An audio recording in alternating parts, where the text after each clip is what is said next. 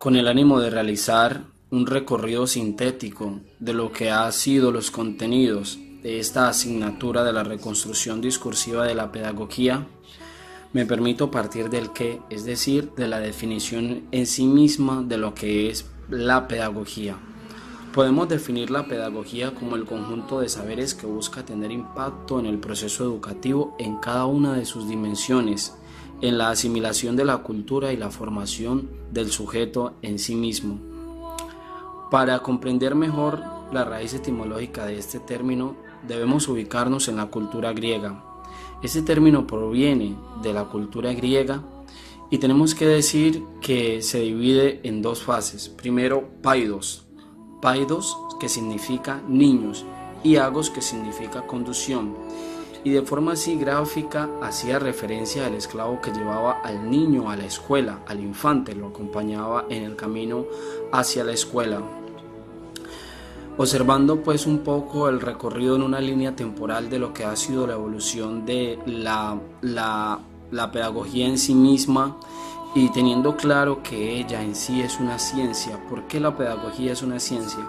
Porque tiene su propio objeto de estudio, y el propio objeto de estudio de la pedagogía es la educación en sí misma, como ha quedado clara en la definición que hemos dado al comienzo de este video. En la línea temporal podemos observar una gran cantidad de variables en el ejercicio de esta misma. Si nos ubicamos en la pedagogía tradicional, esta pedagogía, siendo buena, teniendo la noble intención de buscar el método más eficaz, efectivo y eficiente para la formación del infante, para la formación del sujeto, podemos observar que tiene características que han necesitado la evolución, han necesitado cambios. Y la línea temporal de este ejercicio pedagógico va mostrando los cambios que la misma humanidad, el mismo sujeto, ha ido exigiendo.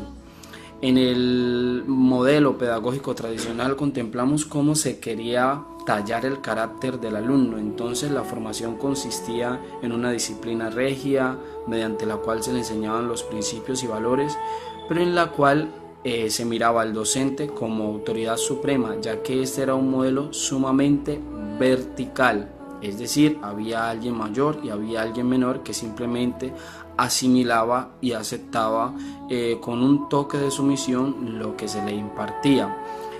El profesor en este modelo pedagógico se muestra como el superior y se dedica a impartir sus conocimientos. Pero en este modelo pedagógico está ausente el intercambio dinámico entre el alumno y el docente, es decir, el alumno continúa permaneciendo como un sujeto pasivo frente a la actividad dinámica del docente. Pero bueno, con todas las cosas positivas y negativas que podemos mencionar acerca del modelo tradicional, debemos afirmar con un espíritu tranquilo, consciente y realmente honesto que para su momento fue un método que tuvo buena incidencia a pesar de los cambios que, como bien hemos ya mencionado, se ha exigido conforme ha evolucionado el pensamiento del ser humano, conforme han evolucionado las circunstancias. Entonces es allí cuando miramos que desde el modelo pedagógico tradicional, pasando por el modelo romanticista, luego yendo al modelo conductista y luego yendo al modelo cognitivo y al modelo socialista, y los nuevos modelos pedagógicos que hoy definen el sistema educativo, se han generado cambios bastante significativos. Hoy vemos que la pedagogía se preocupa mucho porque exista una relación dinámica entre el docente y el estudiante, entre el profesor y el estudiante.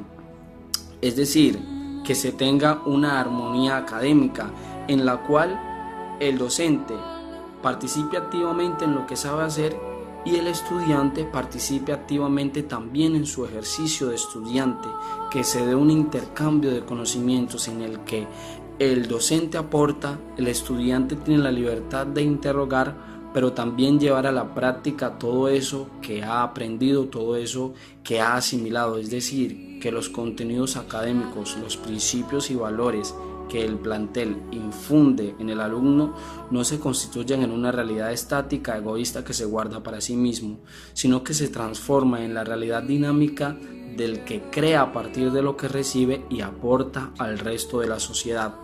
Esto es pues una de las características que tienen los modelos pedagógicos actuales. Además, las exigencias de adaptarse a los cambios de época, a los cambios en la dinámica del enseñar. Ahora los TIC, las nuevas tecnologías de la información y de la comunicación, exigen para el estudiante y para el profesor un abanico más amplio en su mentalidad y en su manera de estudiar, en su manera de recibir y de dar el conocimiento. Muchas gracias.